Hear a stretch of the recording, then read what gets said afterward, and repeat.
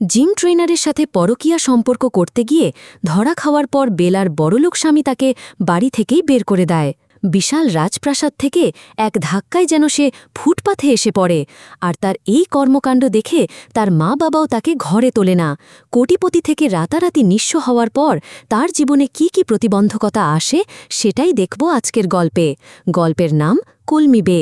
চলুন তাহলে আর দেরি না করে মূল গল্প শুরু করা যাক। শুরুতেই আমরা বে নামের একজন মেয়েকে দেখি, যাকে তার হাজব্যান্ড মাঝরাতে বাড়ি থেকে বের করে দিয়েছে। এখন কেন সে এমনটা করেছে, এর কারণটা কি তা তো আমরা পরেই জানতে পারব। তো বে আমাদেরকে তার সম্পর্কে কিছু বিষয় জানায়। সে বলে, আমি সত্যি বিশ্বাস করতে পারছি না আমার স্বামী আমাকে এই সময় বাড়ি থেকে বের করে দিয়েছে। মনে হচ্ছে যেন কোনো দুঃস্বপ্ন দেখছি। ভাবতেও অবাক লাগছে যে কিছু সময় আগেও আমার কাছে 7টা দামি কার ছিল, একটা চপার ছিল আর একটা প্রাইভেট জেট ছিল, আর এখন সেই আমি নাকি রাস্তা হেসে পড়েছি। হাজব্যান্ড তো ছাড়ো, আমার নিজের ভাই পর্যন্ত আমার কল রিসিভ করছে না। তো এখানে বে বেশ ঝামেলায় পড়ে যায়। তো এরপর এখান থেকে আমরা বের ছোট থেকে বড় হওয়ার ব্যাকস্টোরিটা জানতে পারি। যেখানে বের জন্ম হয় সেটা ছিল শহরের সবচেয়ে বড় ধনী পরিবার। এই বের পুরো নাম হচ্ছে বেলা। তার পছন্দ তাকে সবাই বে বলেই ডাকবে। তো বে যত বড় হতে থাকে ততই তার মা তাকে পারফেক্ট মেশিন বানানোর কাজে লেগে পড়ে।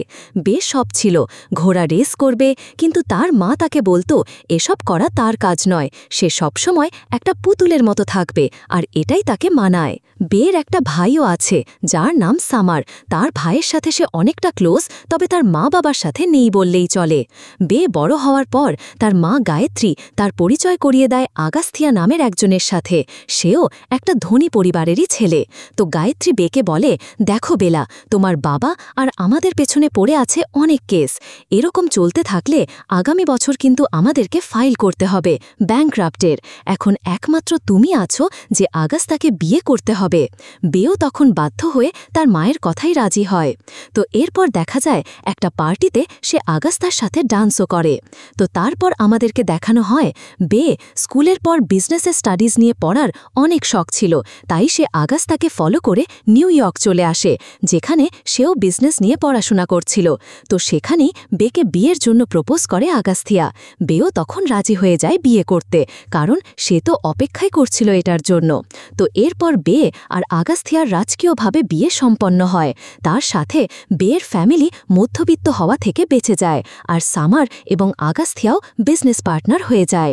এভাবেই কেটে যায় অনেকগুলো দিন। বে আর আগাস্থিয়ার বিয়ের 3 বছর হয়ে গেছে।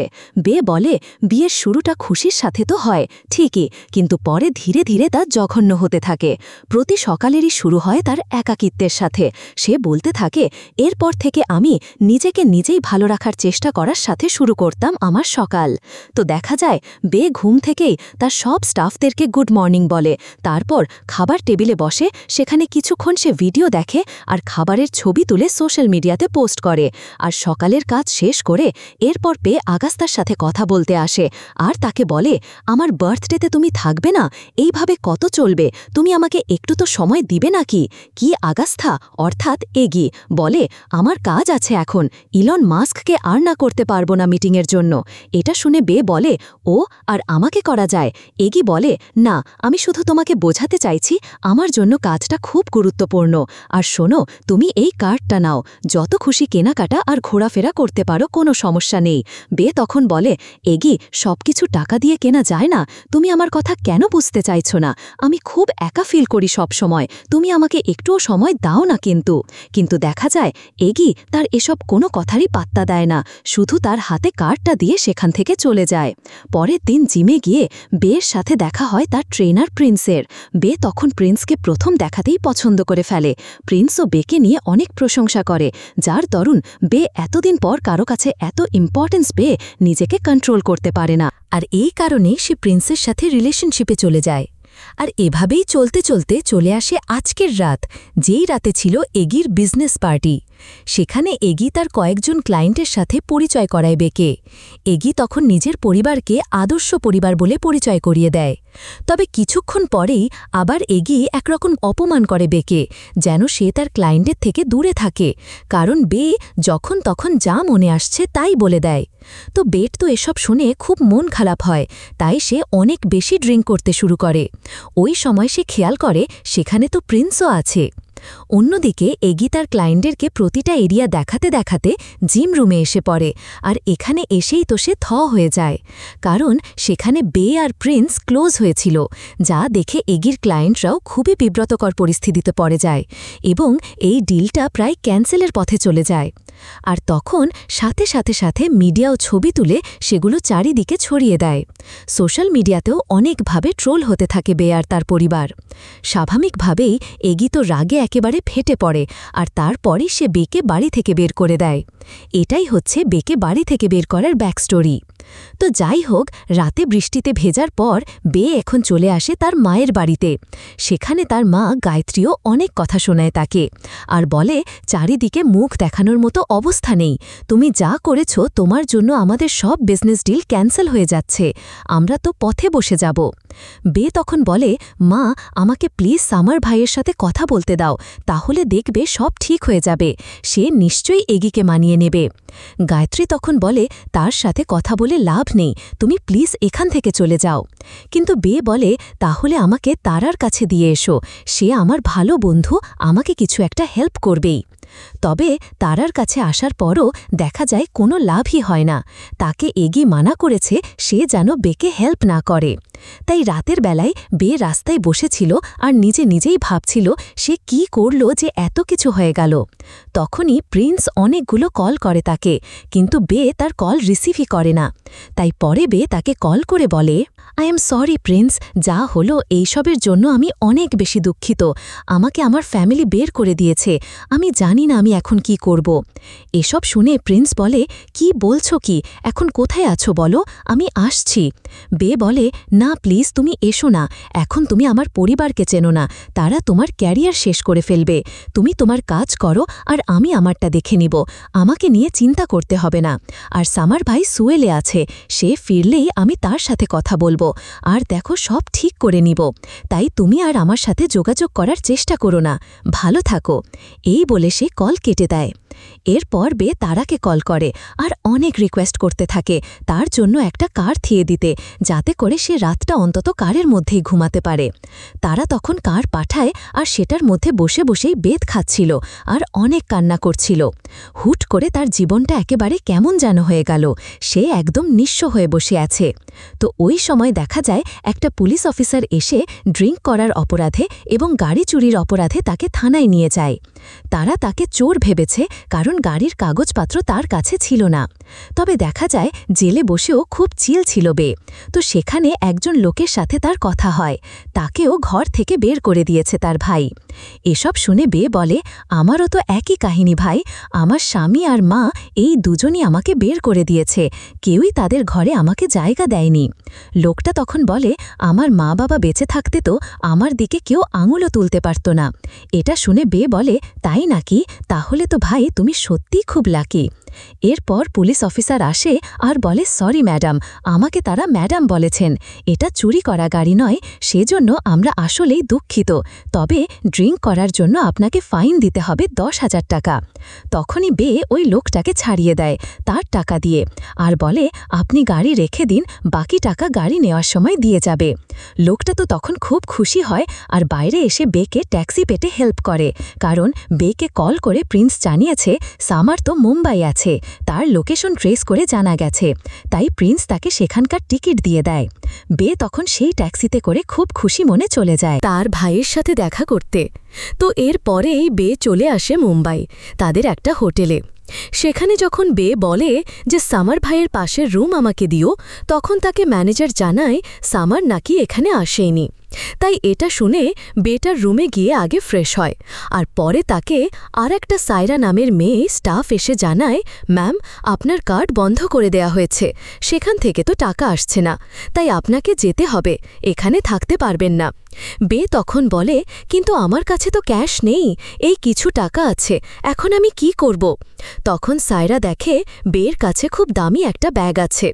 সায়রা তখন বলে, ওয়াও ম্যাম, আমি এরকম একটা ব্যাগের জন্য অনেক দিন ধরে টাকা জমাচ্ছি, বের মন তো ছিল খুবই দয়ালু, তাই সাথে সাথে সেই ব্যাগটা তাকে দিয়েই দেয়। আর তাই সায়রা তাকে তার ভাই আর হাজবেন্ডের রুমের কি দিয়ে দেয়, যদিও বে জানত না তারা এখানে আছে। তো ওপরে এসে দেখে সেখানে সামার এগিকে সামলানোর চেষ্টা করছে।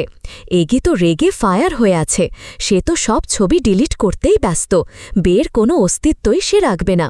তখনই সেখানে বে আসে আর বলতে থাকে, এসব কি হচ্ছে, এভাবে কি কোনো সম্পর্ককে শেষ করা যায়? এগি তখন বলে, হ্যাঁ যায়, এটা তো অলরেডি নষ্ট হয়ে গিয়েছে, আর কি নষ্ট করব, আর কি বা শেষ করব? বে বলে, please I am sorry summer, আমি জানি আমি ভুল করেছে, কিন্তু দেখো আমি ইচ্ছে করে এসব করিনি, জাস্ট হয়ে গেছে। এগি তখন বলে, বে চিটিং কোনো ভুল না, এটা হচ্ছে চয়েস, আর তুমি ভেবে চিনতেই আমাকে চিট করেছ। এখন তো এসব বলে কোনো লাভই নেই। আর তুমি জানো, আমার মাকে যখন আমি প্রথম বলেছিলাম যে আমি তোমাকে ভালোবাসি, তোমাকে বিয়ে করব, তখন সে আমাকে বলেছিল যে তুমি এর থেকে অনেক ভালো, ধনী এবং শিক্ষিত মেয়ে পাবে। কিন্তু আমি বলেছিলাম, না মা, সে অন্যদের থেকে কম হলেও সে আমার প্রতি লয়াল ও আমাকে কখনো চিট করবে না, আর আমি তাকে ভালোবাসি, তাই আমি তাকেই বিয়ে করব। আর দেখো, এই হচ্ছে আজকের রেজাল্ট। সেদিনের সিদ্ধান্তের সেদিন আমি কতই না ভুল সিদ্ধান্ত নিয়েছিলাম। সেদিন যদি মার কথা শুনতাম, তাহলে আমাকে আজ আর এই দিন দেখতে হতো না। তো এসব শুনে বে বলে, এতই যখন ভালোবাসা ছিল, তাহলে বিয়ের পর সেগুলো ছিল না কেন? তুমি জানতে যে আমি একা ফিল করতাম, আমি সবসময় একা ছিলাম, আমি তো তোমার কাছে সময় চেয়েছিলাম, তুমি দাওনি, এই কারণেই আমি অন্যদিকে চলে গিয়েছিলাম। তখন এগি বলে, আচ্ছা, তো আমি যে তোমাকে এত এত টাকা আর লাক্সারিয়াস জিনিসপত্র দিতাম, সেগুলো কি ছিল? আর হ্যাঁ, তোমার প্রিয় জিম যাও, এখন সেখানেই পড়ে থাকো, কেউ কিচ্ছু বলবে না। বে তখন সামারকে বলে, ভাই তুমি কিছু বলছো না? তুমিও জানো এগির বলিতে আমার কোনো পাত্তাই ছিল না, আমাকে তো কেউ খেয়ালই করত না, এগিও আমাকে সময় দিত না, শুধু টাকা পয়সার দামি জিনিসপত্র হলেই কি ভালো থাকা যায়? আর তুমি এগির সামনে এখন তো মুখে খুলতে চাচ্ছ না, নিজের বোনের খুশির থেকে আর কি গুরুত্বপূর্ণ তোমার কাছে ভাই? সামার তখন বলে, আমার বিজনেসই এই সবের থেকে অনেক বেশি গুরুত্বপূর্ণ, আর তাই তুমি এখান থেকে যাও, এই নাও একটা বাড়ির চাবি, সেখানে গিয়ে থাকো। তো এগি তখন বলে, হ্যাঁ তাকে দিয়ে দাও, যা যা লাগে, আমি চাই না তুমি রাস্তায় রাস্তায় সাফার করো। বে তখন বলে, আমার লাগবে না, তোমাদের কারো হেল্প আমি চাই না, আমি একাই মুম্বাইয়ে থেকে দেখিয়ে দিব। সামার তখন বলে, কি করবে, তোমার মতো বেকার মেয়ে মুম্বাইয়ের মতো শহরে একদিন টিকতে পারবে না, টাকা শেষ হলেই সব শেষ হয়ে যাবে, বুঝতে পারলে, এই শহরে একা চলা এতটাও সহজ না। বে তখন বলে, আমি জব করব, আর আমি এখানেই থাকব, তোমার মতো নিজের বোনকে টাকার জন্য ছেড়ে দিব না। তো তারপর বে তার হাতের রিংটা এগিকে দেয় আর বলে, একদিন তুমি রিয়েলাইজ করবে বিয়ের সিদ্ধান্তটা ভুল ছিল না, বরং তোমার বেস্ট ডিসিশন ছিল।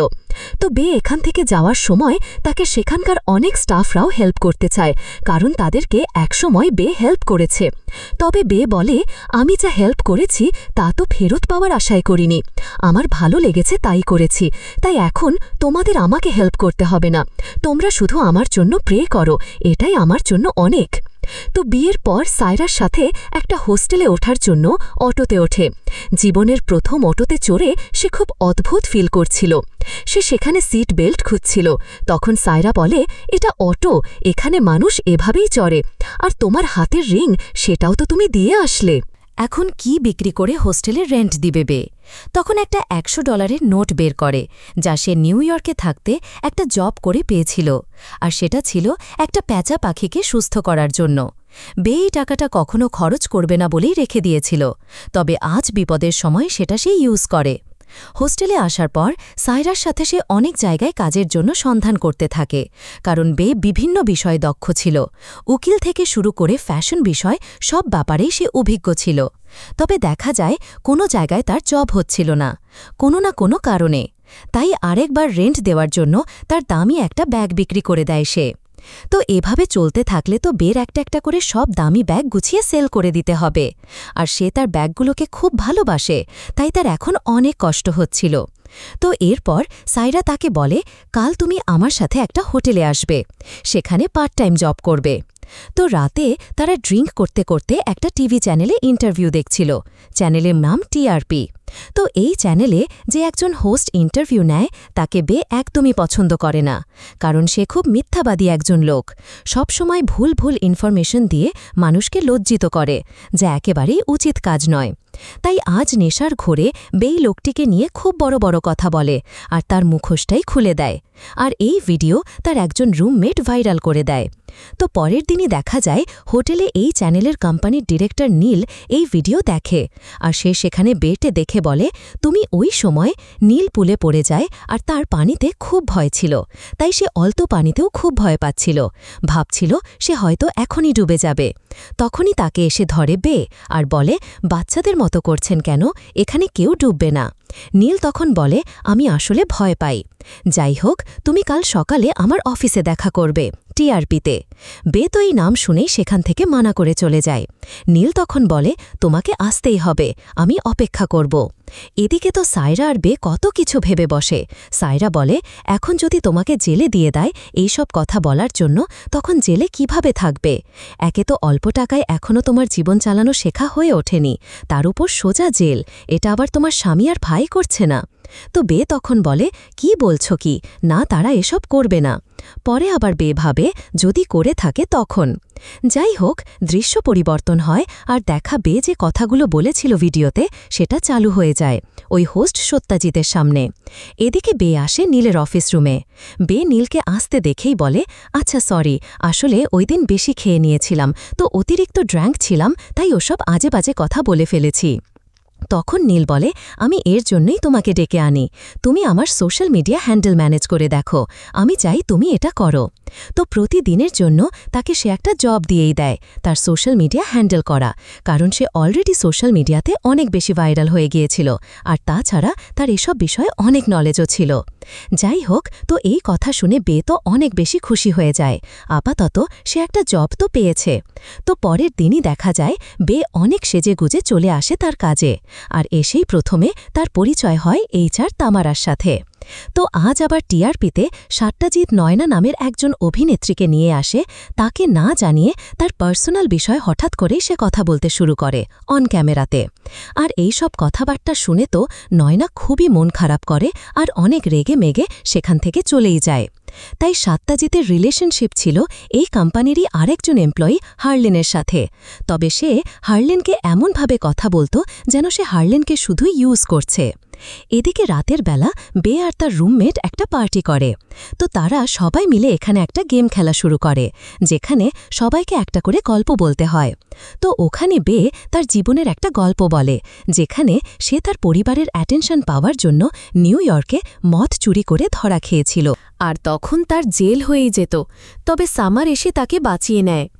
এই সব কথা বলে সে অনেক বেশি ইমোশনাল হয়ে যায় আর সেখান থেকেই উঠে চলে যায়। তখন সায়রা এসে তাকে সান্ত্বনা দেয়, আর আজ থেকে তারা দুইজন বোন এরকমও বলে বেতা। এসব কথা শুনে অনেক খুশি হয়। তখনই দেখা যায় তাকে অনামিকা নামের একজন মেসেজ দিয়ে বলে, আমার কাছে গল্প আছে, তুমি কি শুনতে চাও? তো পরের দিন অফিসে এসে বে একটা কফি বানায় নীলের জন্য। বেচারা ওই কফি একবার খেয়েই বলে আর খাবে না, সে তার কফি নিজেই করে নিতে পারবে, সে যেন কনফারেন্সের জন্য রেডি হয়। তো বাইরে আসার পর তামারা বেকে বলে, ঘরের ব্যাপারে কি করলে? বে বলে, এখনও খুঁজে যাচ্ছি। তো এখানে তারা বেশ কিছুক্ষণ কথা বলে। তারপর বে আর নীল আসে একটা পার্টিতে, যেখানে টিআরপির সিইও মুকুল এসে আজ একটা নতুন সিমের সাথে পরিচয় করায়, আর তার সাথে এমবি ফ্রি করে দেয় সব মহিলাদের। বেও তার এই রকম উদ্যোগ দেখে বেশ খুশি হয়ে যায়। তখনই মুকুলকে একজন প্রশ্ন করে যে এরকম সুবিধা মহিলাদের জন্যই কেন? মুকুল বলে, কেন নয় বলুন তো, কারণ মহিলারাই তো বেশি শারীরিকভাবে হেনস্থা হয়। যদি এখন তাদের কাছে একটা মোবাইল থাকে আর সিম থাকে, তাহলে তো তাদের জন্যই সুবিধা। বলুন, যে কোনো ঝামেলায় পড়লে যে কাউকে আগে আগে ইনফর্ম করতে পারবে, তাই তাদের চলার পথ সহজ করার জন্যই এই চেষ্টা। তো এরপর এই অনুষ্ঠান শেষে সারা সোশ্যাল মিডিয়াতে তার সুনাম ভরে যায়। দৃশ্য পরিবর্তন হয় আর আমরা দেখি বে এবং নীল একটা জায়গায় খেতে আসে। সেখানে প্রথম কিছু খাবার টেস্ট করে বে, আগে সে কখনো খায়নি। তো এখানে কথা বলতে বলতে এক পর্যায়ে বে জানতে পারে নীল আসলে ডিভোর্সড। তো এরপর দেখা যায় রাতে বে তার নতুন ফ্ল্যাটে শিফট হয়। সে তো অনেক খুশি যে তার এখন একটা ফ্ল্যাট হয়েছে যেখানে সে নিজের মতো থাকতে পারবে, যদিও সে থাকছে তামারার ফ্ল্যাটেই। তো তামারা একে একে সব কিছু দেখিয়ে দেয় যে তার রুম কেমন, জানালা কেমন, ইত্যাদি ইত্যাদি। তবে সে তাকে বলেছিল যে তার ঘর খুব সুন্দর আর একেবারে সমুদ্রের কাছে, কিন্তু এই কথাটা ছিল সম্পূর্ণ মিথ্যা। তাও বে কোনো অভিযোগই করে না, কারণ তার তো শুধুই একটা বাড়ি চাই। তো এরপর তারা বেশ কিছুক্ষণ গল্প করে। এরপর তামারা গুড নাইট দিয়ে সেখান থেকে চলে যায়। তখন একা একা বসে তার অতীতের কিছু স্মৃতি মনে করছিল। দেখা যায় সেদিন ছিল তার আর এগির বিবাহবার্ষিকী। খুব আনন্দের সাথে বেশ সব আয়োজন করে, আর এগি আসতেই তাকে সারপ্রাইজ দেয়। তবে এগি এতে রেগে যায় আর রুমে চলে আসে। বে তখন বলে, এগি, আজকের দিনে অন্তত ঝগড়া করো না প্লিজ। এগি তখন বলে, তোমার কি মনে হয় আমার খুব ভালো লাগে এসব করতে? আমাকে তো তুমি বাধ্য করো, তাই আমি করি। আমি চেয়েছিলাম একা একা শান্তিতে আমরা কোথাও ডিনারে যাব, আমি চপারও এনেছিলাম, কিন্তু তুমি এই সব কাহিনী শুরু করে দিলে। বে বলে, সবসময় তো একই কাজ করছি, তুমি তোমার মতো খাও আর আমি আমার মতো, একটু তো জীবনে মজার দরকার আছে, তাই না? এগি তারপরও বেকে অনেক উল্টোপাল্টা কথা শুনিয়ে সেখান থেকে চলে যায়। তো এই সব কথা ভাবতে ভাবতেই আবারও তার ছাদ থেকে পানি পড়া শুরু করে, কিন্তু এটাও সে কোনোভাবে ম্যানেজ করে নেয়। এখন যেভাবেই হোক জীবনে বেঁচে থাকাটাই তার জন্য গুরুত্বপূর্ণ। তো পরদিন সকালে সে অফিসে চলে আসে। সেখানে আজ প্রথম সত্যাজিৎ দেখে বেকে, আর এখানে তার সাথে তার বেশ তর্ক বিতর্ক হয়ে যায়। বেও তাকে খুব কথা শুনিয়ে দেয়। আসলে বে তো সত্যাজিৎকে নিয়ে কথা বলেই নেটে ভাইরাল হয়ে গেছে, তাই সত্যাজিতের তাকে একেবারেই সহ্য হচ্ছিল না। তো যাই হোক, এরপর রাতে তারা অনামিকার পাঠানো ভিডিও দেখতে বসে। সেখানে বে, মারা আর তার ফ্রেন্ড সায়রা ছিল। এই গল্প শোনার মাঝেই সেখানে চলে আসে প্রিন্স। তারপর তারা সবাই একসাথে মিলে এটা দেখতে বসে, যদিও প্রিন্সের এখানে আসাটা এতটাও সহজ ছিল না। যাই হোক, তো অনামিকা মুখ লুকিয়ে ভিডিওতে বলে তাকে একজন জবের জন্য অনেকভাবে ইউজ করেছে, তার সাথে সম্পর্কে যেতে বলেছে। সে বলেছে জব পাওয়ার জন্য নাকি এতটুক করতেই হবে, আর এতক্ষণ সে যার কথা বলেছিল সে ছিল মুকুল। তো তারা সবাই তো এসব শুনে শক্ত হয়ে যায় আর ভাবতে থাকে আমরা কি ভাবতাম আর কি করে যাচ্ছে সে। এখন তারা ভাবে যদি অনামিকা তাকে এই গল্পটা পাবলিক করার অনুমতি দেয় তাহলে সে কি কিচ্ছু একটা করে করবে। তো তারা তিনজন বসে পড়ে এটা রিসার্চ করতে যে তার কথার সাথে কতটা কি মিল আছে, মেয়েটি কি সত্যি কথা বলছে নাকি সবই মিথ্যা। তো পরদিন সকালে উঠে প্রিন্স কিছু রান্না করে, আর বেও ঘুম থেকে উঠে দ্রুত রেডি হয়ে অফিসের জন্য বের হয়। তো সে যখন অটোতে করে অফিসে যাচ্ছিল তখন এগি তাকে কল করে। বে তো এটা দেখে খুব খুশি হয়ে যায় আর তার কল রিসিভও করে, কিন্তু এগি জানায় তাদের কাগজপত্র রেডি করছে লয়ার ডিভোর্সের জন্য। এটা শুনে বে বলে, কিন্তু এত তাড়াহুড়ো কেন করছো? তখন এগি বলে, কারণ তুমি তো কাউকে পেয়ে গিয়েছ। এই সময় সে আর কিছুই বলতে পারে না। অফিসে এসে বে যখন এই অনামিকার ভিডিও দেখায় নীলকে, তখন নীল তাকে মানা করে যে এসব পোস্ট করা যাবে না। নীল বলে, আমরা এভাবে সত্যাজিতের মতো কাজ করতে পারব না। সে যেভাবে সত্য মিথ্যা না দেখে স্টোরি বানিয়ে দেয়, আমি সেভাবে কোনো কিছুই করতে পারব না। একটা মানুষকে না জেনে শুনে ব্লেম দেওয়া অনেক বড় অপরাধ। আমাকে আগে জানতে হবে এই অনামিকার আসল পরিচয়টা কি, সত্যটা কি, তারপরেই তার স্টোরি নিয়ে কাজ করা যেতে পারে। এদিকে এভাবে দিন যেতে থাকে আর বেও অনামিকাকে খুঁজতে থাকে বিভিন্নভাবে। অফিসের মধ্যে বেকে অনেকভাবে চেপে ধরার চেষ্টা করে সত্যাজিৎ, মানে বিভিন্ন রকমের কাজের প্রেশার তার উপর দিয়ে নিজে চলে যেত। সে তো একদিন প্রিন্সের সাথে বসে পাওভাজি নিয়ে কথা বলতে শুরু করে বে। প্রিন্স বলে, আরে তুমি এইসব খাও কিভাবে শুরু করলে? বে বলে, হ্যাঁ, আমি এখন সবই খেতে পারি, কোনো সমস্যা হয় না। এর সাথে বসে একদিন খেয়েছি, তখন থেকেই এটা আমার প্রিয় খাবার হয়ে গেছে। এসব শুনে প্রিন্স বলে, ও তাহলে তো সে তোমাকে বেশি জানে, আমার থেকেও বেশি।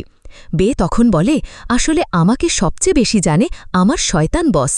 আমি কখন কি করি, কোথায় যাই, সব তার জানা। এদিকে সত্যাজিৎ মুকুলের ইন্টারভিউ নেয়।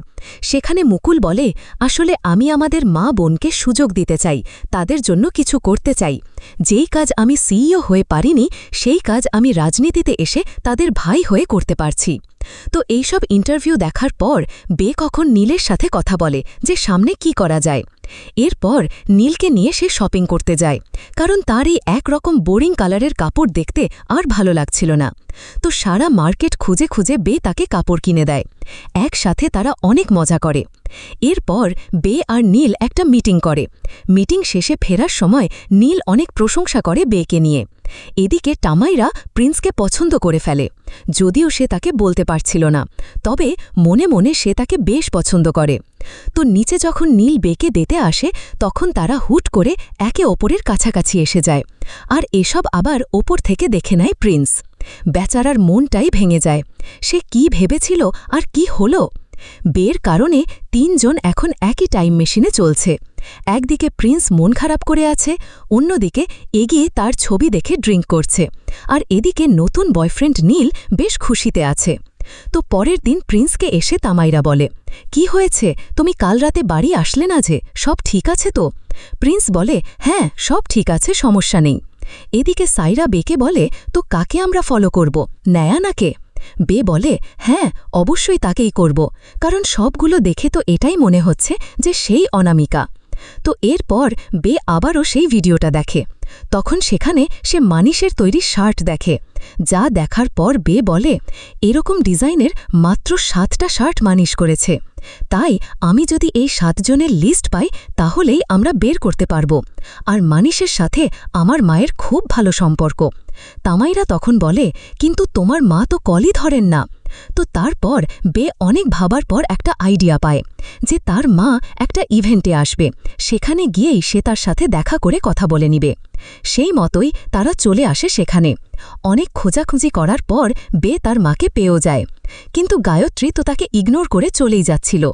অনেক রিকোয়েস্ট করার পর সে তাকে সি বিচে আনে আর তার সাথে বসে কিছু কথা বলতে রাজি করায়। গায়ত্রী তখন বলে, কি চাও তাড়াতাড়ি বলো, এখানে আমি বেশিক্ষণ বসে থাকতে পারবো না। বে তখন বলে, মা আমি মানিশের সাথে কথা বলতে চাই। এটা শুনে গায়ত্রী বলে, বুঝতে পেরেছি, তোমার কাপড় চাই। ঠিক আছে, আর কি চাইবে? বলে না, আমার এসব চাই না, আমার শুধু তার থেকে 7 জন ক্রেতার নাম চাই। গায়ত্রী বলে, তোমার কি মাথা খারাপ, আমি এসব করব কেন? বে তখন বলে, মা আমি একটা কেস নিয়ে কাজ করছি, সেখানে আমার এই জিনিসটা খুব দরকার, কিন্তু তার মা তাকে মানা করে দেয়। বে তখন বলে, যদি ইচ্ছা করে আর ভেবে থাকো মেয়ের জন্য কিছু করবে তাহলে হেল্প করতে পারো, আমি এখন আসছি। তো অফিসে আসার পরই তার মা একটা বক্স পাঠায় তাকে। তো সেখানে ছিল একটা ড্রেস, সেই সাথে সেই লিস্টে ন্যানার নাম ছিল। তো তামা মাইরাকে এই বিষয়ে এসে জানায় বে, তবে তাদেরকে এবার আরও কনফার্ম হতে হবে, সেই জন্য তারা লোনাভালা যাবে। এদিকে বাড়ি ফেরার পর প্রিন্সকে দে বলে, কি ব্যাপার, তোমার কি হয়েছে, আমাকে ইগনোর করছো কেন? প্রিন্স বলে, আমি ওই রাতে তোমাকে আর নীলকে দেখেছি একসাথে। বে তখন বলে, আই এম সরি প্রিন্স, আমি তোমাকে বলতে চাইছিলাম যে আমাদের মধ্যে কোনো ভালোবাসার কিছু ছিলই না। এটা শুনে প্রিন্স বলে, হ্যাঁ আমিও পরে বুঝতে পেরেছি, হয়তো আমি অন্য কাউকে ভালোবাসি, আর আমার জন্যই তোমার জীবন এই রকম হলো, না হলে তুমি এখনও চৌধুরী বাড়িতেই থাকতে। আমি যদি পারতাম তাহলে অতীতের সব বদলে দিতাম। বে তখন বলে, আমি তো চাই না বদলাতে, আমার আগের জীবনে শুধু ছিল একাকিত্ব আর কষ্ট, বাইরে থেকে শুধু ফেক হাসি থাকতো আমার মুখে, তবে এখন আমি যেই জীবন পেয়েছি এটাই আমার কাছে আসল জীবন, আমি নিজের মতো করে বাঁচতে পারছি, আমি এখন আর একাকিত্বে ভোগি না। তাই তুমি নিজেকে এভাবে দোষারোপ করা বন্ধ করো, আর তুমি ছিলে বলেই আমি ওই বিয়ে থেকে বেরিয়ে আসতে পেরেছি, তাই তোমাকে আমার ধন্যবাদ দেওয়া উচিত। তবে কে এসে যাকে তুমি পছন্দ করো? প্রিন্স এরপর দেখায় তামা মাইরার মেসেজ। বে তো এটা দেখে অনেক সারপ্রাইজ হয়, তবে খুশিও হয় অনেকটা। এদিকে তামা মাইরা আর সাইরা অনেক কষ্ট করে পৌঁছে যায় ন্যানা পর্যন্ত। তারা ন্যানাকে জিজ্ঞেস করে, সেই ওই অনামিকা তাই না? ন্যানা বলে, পাগল নাকি, আমি অনামিকা? মানে সাইরা বলে, তার বাচ্চার বাবাকে সেটা আমরা জানি, ওই সময় সেখানে বিক্রম আসে, যে আসলে ন্যানার বয়ফ্রেন্ড এবং বাচ্চার বাবা, আর বিক্রম তার সব ভুল স্বীকার করে ন্যানার কাছে মাফ চেয়ে তাকে বিয়ের জন্য প্রপোজ করে। সাইরা আর তামা মাইরা তখন তখন বুঝতে পারে তাদের ন্যানাকে সন্দেহ করাটা ভুল প্রমাণিত হয়েছে। এদিকে একটা অনুষ্ঠানে সব সাংবাদিকরা ছিল, সেখানে বেও আসে। বে ফেও নামের একজন সাংবাদিককে বলে, আমি সত্যিই খুব খুশি হয়েছি আপনার সাথে দেখা করে। তো কিছুক্ষণ বে তার সাথে কথা বলার পর সেখানে তার ভাই সামার আসে। সামার বলে সে কাজ করতে যাচ্ছে মুকুলের সাথে। বে তখন তাকে বলে, ভাই তার সাথে কাজ করতে যেও না, কারণ তার নামে বড় একটা স্টোরি আসবে। সামার তখন এটা শুনে বলে, যদি এরকম হয়ে থাকে তাহলে তুমি এটা করবে না, তুমি এসবের মধ্যে থাকবেই না। যদি আবারও আমাদের পরিবারের একজন হতে চাও তাহলে তো এই পার্টিতে আনিসা নামের একজনকে নিয়ে আসে। এগি সে মুভ অন করেছে তার সাথে। হঠাৎ করে এইসব দেখে বে তো মানতেই পারছিল না। তার উপর একটু আগে নীলও তাকে ভুল বুঝে রেগে চলে গিয়েছে, তাই বেচারি বে অনেক ড্রিঙ্ক করতে থাকে। আর এভাবে সে রাস্তা দিয়ে হাঁটতে থাকে। তো তখন হাঁটতে হাঁটতেই সে একটা সুয়ের স্টোরে চলে আসে। সেখান থেকে বে একজোড়া জুতা চুরি করে নিয়ে যাচ্ছিল, ঠিক সেইভাবে যেভাবে বে মদের বোতল চুরি করার চেষ্টা করেছিল। তবে এবার কেউ আসে না তাকে বাঁচাতে, তার আপন কেউই যে ছিল না। তো যখন বেকে পুলিশের কাছে দেওয়ার কথা বলা হয় তখনই সেখানে হার্লিন আসে। কোনো এক কারণে হার্লিন সব সময় তার ওপর নজর রাখছিল। হার্লিন তখন বেকে ছাড়িয়ে তাকে তার বাসা পর্যন্ত পৌঁছে দিয়ে চলে যায়। এদিকে পরদিন বেকে সাইরা আর তামামাইরা জানায়, আমরা অনামিকাকে পেয়েছি। যেহেতু ন্যানা অনামিকা না, তাহলে সেকেন্ড যে নাম ছিল মাধুলিকা সেই হচ্ছে অনামিকা। তো বে তো অনেক খুশি হয় আর সে তৈরি হয়ে বেরিয়ে পড়ে মাধুলিকার সাথে কথা বলতে। তারপর মাধুলিকার কাছে এসে বে বনে, আমি 5 মিনিট চাই তোমার থেকে। অনামিকা এই নামটা শোনার পরই মাধুলিকা কোনো কথা না বলে জিজ্ঞেস করে, তো কবে করছো স্টোরি? বে বলে, তুমি আর আমি একসাথে মিলেই তাকে এক্সপোজ করব। মাধুলিকা তখন বলে, আমি যদি পারতাম তাহলে কি এত কিছু করতাম, তোমার সাহায্য নিতাম। তো এখানে বোঝাই যাচ্ছে মাধুলিকাই আসল অনামিকা। যাই হোক, এরপর সে আরও বলতে থাকে, দেখো আমি যদি নিজে কিছু করতে পারতাম তাহলে এভাবে নিজেকে আড়ালে রেখে তোমাকে ভিডিও দিতাম না, আমি সামনে আসতে পারবো না। বেলাবে তখন বলে, কিন্তু কেন, কি বাধ্য করছে এসব করতে, কি দিয়ে ব্ল্যাকমেইল করছে? সে মাধুলিকা বলে, আমি বলতে পারবো না। বে বলে, ভয় সবারই হয়, আমারও ছিল, এখনও আছে, কিন্তু ভয়ের আগে তো মাথা নত করে থাকলে হবে না, তাই না? কি হয়েছে বলো প্লিজ। মাধুলিকা বলে, আমার একটা অ্যাডাল্ট ফিল্ম ছিল যখন আমার 16 বছর, তখন করেছিলাম। আসলে ছোট ছিলাম তো এত কিছু বুঝতাম না, কার সাথে কাজ করতে হয় কার সাথে হয় না। তবে তারপর আমি আমার ফিল্মের সব কপি সরিয়ে দেই, কিন্তু একটা কপি থেকে যায় মুকুলের কাছে, আর সে আমাকে এটা দিয়ে ব্ল্যাকমেইল করে, আর তার সাথে সম্পর্ক না রাখলে এসব ভাইরাল করার হুমকি দেয়। বে বলে, তুমি ভয় পেও না, তাকে বলো ভাইরাল করতে। মাধুলিকা বলে, না, এত সহজ না, আমি সমাজের থেকে, আমার ফ্যান্সদের থেকে ঘৃণা নিতে পারবো না, সম্ভব না আমার পক্ষে। বে বলে, দেখো আমি বলছি না এমন কিছু করতে, কিন্তু এভাবেও তো কিছুই হবে না, তাই তোমাকে সিদ্ধান্ত নিতে হবে। মাধুলিকা বলে, আচ্ছা আমি করব, তবে তার আগে তুমি কম্পিউটার থেকে সেই ফিল্মটা ডিলিট করবে, ঠিক আছে? বে বলে, হ্যাঁ সমস্যা নেই, আমি করে দেব। এরপর তারা ফিল্ম ডিলিট করার জন্য মুকুলের মেয়ের বার্থডেতে আসে, আর বে তার অফিসে গিয়ে অনেক খোঁজাখুঁজির চেষ্টা করে ফিল্মটা। তখন আবার বাড়ি ফিরে মুকুল চারিদিকে মানুষের ব্যস্ততার ভালোই সুযোগ নিয়েছিল। বে সেখানে মুকুলের মেয়ের ল্যাপটপ এনে দেয় বেকে। সে তখন অনেক খোঁজাখুঁজি করে বেরো করে ফেলে ওই ফাইল, কিন্তু ডিলিট করার আগে সেখানে এসে পড়ে মুকুল। বাইরে থেকে সায়রা, তামামাইরা, প্রিন্স এরা সবাই চেষ্টা করেছে তাকে আটকে রাখতে, তবে বেশিক্ষণ রাখা যায়নি।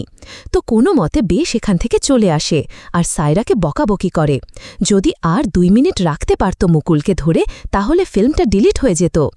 এত কাছে এসেও কিছুই করতে পারল না, এটা ভেবে সবার খালাত লাগে।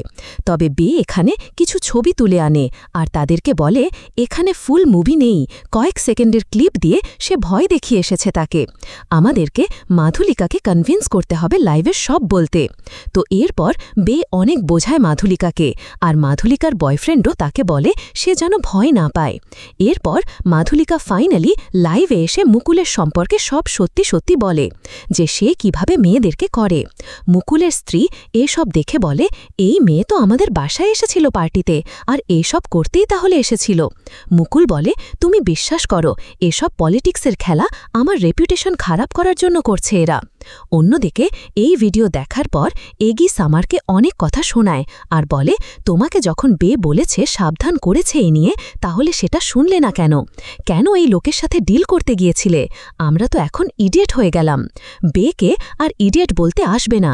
তো তারপর সত্যজিৎকে কল করে ডাকে মুকুল আর বলতে থাকে, এসব কি হচ্ছে? তোমাদের অফিসের ওই মেয়েটাই তো এসব ভাইরাল করছে, তুমি কি কিছুই করবে না? সত্যজিৎ বলে, আচ্ছা আমি দেখছি কি করা যায়। তো মুকুল বলে, এমন না তো যে তুমি ওই বেটাকে ভয় পাও? সত্যজিৎ তখন কিছু না বলে সেখান থেকে চলে যায়। দৃশ্য পরিবর্তন হয় আর দেখা যায় প্রেস মিডিয়া একদম ঘেরাও করে ধরেছে মুকুলকে, আর যা ইচ্ছা তাই প্রশ্ন করে যাচ্ছে মুকুলের কাছে। তো এসবের কোনো উত্তর নেই। তো তখনই এসব কিছু টিভিতে বসে দেখছিল বে আর তার টিম। তো কিছুক্ষণ পরই দেখা যায় সেখানে বিয়ার নিয়ে নীল চলে আসে। নীল তখন বেকে সরি বলে, সে তার সাথে লাস্ট কয়েকদিন যা ব্যবহার করেছে সেই জন্য। তখন বেকে ইনস্টাগ্রামে ফলো দেয় এগি, তাই তখন বেও তাকে ফলো করে। একটু পর এগি তাকে মেসেজ করে বলে, তুমি সত্যি খুব ভালো কাজ করেছ, খুব গর্ব হচ্ছে আমার তোমার জন্য, আমি তোমার সাথে একটু কথা বলতে চাই প্লিজ। কিন্তু বে তো তার মেসেজের কোনো রেসপন্সই করে না। তখন বে তার মোবাইলে শ্রুতি নামের একটা মেয়ের মেসেজ পায়, তার সাথেও কিছু সমস্যা ছিল মুকুলের। এদিকে মুকুল মিডিয়াকে বলে, আমি আমার মুকুলকে জানি, সে নির্দোষ, আর দেরি করে হলেও সে যে নির্দোষ তা প্রমাণ অবশ্যই করবে। পরের দিন অফিসে এসে বে হার্লিনকে বলে, এরকম কেন করছো হার্লিন? তুমি মুকুল আর সত্যজিতের পক্ষে কেন আছো? হার্লিন বলে, আমি একমাত্র টিআরপি কোম্পানির পক্ষে আছি। তো এই সব কথা বলতে বলতে বে হার্লিনকে বিজি রাখে, আর এই সুযোগে প্রিন্স সব ডেটা কালেক্ট করে নেয় সত্যজিতের কম্পিউটার থেকে, কারণ সেখানেও কিছু ডেটা ছিল। তো তারপর দেখা যায় এই কম্পিউটারে বিভিন্ন জায়গায় অনেক মেয়েদের প্রাইভেট ছবি, ভিডিও আছে আর ইনফরমেশন আছে। এখানে বের ছবিও আছে। তো এই সব তাকে আবার সেন্ট্রস নামের কেউ দিত। প্রশ্ন থেকে যায়, এই ব্যক্তি আবার কে? তো এরপর বেকে টিআরপি থেকে কনফেশন ইন্টারভিউতে ডাকা হয়। তো অনেক ভেবেচিন্তে সে সিদ্ধান্ত নেয়, এবার সে সবকিছু ফেস করবে। সে যাবে আর সব প্রশ্নের সম্মুখীন হবে। তো আজ কনফেশনের হোস্ট হচ্ছে সত্যজিৎ, আর সেখানে গেস্ট হিসেবে আসে বে এবং মুকুল। সত্যজিৎ প্রথমেই বেকে তার দুর্বলতাতে আঘাত করে, যেমন তার একাধিক সম্পর্ক নিয়ে বলে, তার মা তাকে বাড়ি থেকে বের করে দিয়েছে এই নিয়ে বলে, তার ভাই তাকে বোন মনে করে না এই সবও বলে। সত্যজিৎ আসলে প্রমাণ করতে চাইছিল যে যার পরিবারেরই কেউ তাকে পছন্দ করে না, সে আবার সত্যি কি করে বলবে। আসলে এও মিলেছিল ওই মুকুলের সাথে, সেজন্যই তো সে এবার বের পেছনে আরও ভালো করে পড়েছে। তো এই লাইভ আবার সবাই দেখছিল। এগিয়েও তখন খুব অবাক হয় বের এই পরিবর্তনটা দেখে। তো বে তখন সত্যজিৎকে একেবারে ধুয়ে দেয়। বে বলে, আমি অনেক ভুল করেছি, মানছি, কিন্তু এই গল্প তো আমার নয়। এখানে মাধুলিকা থেকে শুরু করে শ্রুতিসহ আরও অসংখ্য মেয়ের দৈনিক গল্প এটা। তাদেরকে দিনের পর দিন টর্চার করার সত্যি কাহিনী এটা। আর এই সবই করেছে এই মুকুল, আর আপনিও এটাতে প্রশ্রয় দিচ্ছেন। মুকুল বলে, মিথ্যে কথা, এসবের কোনো প্রমাণ নেই। তো যদিও বা অনেকভাবেই সে বাঁচতে চাইছিল, কিন্তু বের কথার সামনে বেশিক্ষণ টিকে থাকতে পারে না। বে বলে, আমার কাছে সেই সব কিছুর প্রমাণও আছে, আর এখানে কিন্তু একা মুকুল নয়, বরং সত্যজিৎ মহাশয়ও আছে। তিনি তার হোস্টের সুযোগ কাজে লাগিয়ে সেই সমস্ত মেয়েদেরকে ডাকত ইন্টারভিউতে, আর ডেকে তাদেরকে ব্ল্যাকমেইল করে সম্মানহানি করত পাবলিকের সামনে, যেমনটা আমরা তার অনেক ইন্টারভিউতেই দেখেছি। সত্যজিৎ তখন বলে, এসব ফালতু কথা সব মিথ্যা। এবার বে বলে, আচ্ছা মিথ্যা, তাহলে তুমি কিভাবে জানলে ন্যানা প্রেগনেন্ট? ইউগিন্ডার মাদক নিত কিভাবে জানলে? তার কারণ তুমি তাদেরকে ট্র্যাক করতে। এমনকি যবে থেকে আমি থট অফ টেলিকমের লঞ্চ করা সিম কার্ড প্রথম আমার মোবাইলে ইউজ করি, তবে থেকেই এই লোক আমার সমস্ত কার্যক্রমকে ট্র্যাক করা শুরু করে। আর এই ছিল মুকুলের সেই সিমের রহস্য। এই সিম সে কোনো ভালো উদ্দেশ্যে তো লঞ্চ করেনি, বরং অসৎ উদ্দেশ্যে নিয়েই সে এটা করেছিল। এদিকে হার্লিনকে কাট করতে বলে সত্যজিৎ, কিন্তু সে বলে, আমি প্রডিউসার এই শোয়ের, তাই কাট হবে না। এরপর বে স্ক্রিনে সেই সমস্ত প্রমাণ দেখায়, যেখানে সত্যজিৎ সব গেস্টের পার্সোনাল ডেটা কালেক্ট করে রাখত। এবার সত্যজিতের মুখ দিয়ে আর কোনো বড় বড় কথা বেরোতে পারছিল না। বেচারা তো ভেবাচাকা খেয়ে যায়, কি করবে না করবে কিছুই বুঝতে পারে না। এই দেশ ভর্তি মানুষের সামনে তার মান সম্মানের 12টা বেজে যায়। তারপরে এখান থেকে উঠে চলে যায় সত্যজিৎ। বে তখন মুকুলকে বলে, এতই নির্লজ্জ, এখনও চেয়ার থেকে উঠতে ইচ্ছা করছে না আপনার? তারপর মুকুলও এখান থেকে উঠে চলে যায়। আর এইখানে চারিদিক থেকে বাবা ভেসে আসে বেয়ের জন্য। তারা ফাইনালি এই লড়াইয়ে জিতে যায়। এরপর তারা সবাই মিলে এই জয় সেলিব্রেট করে। সেখানে বেয়ের মাও ছিল, আর সেও সব দেখেছে।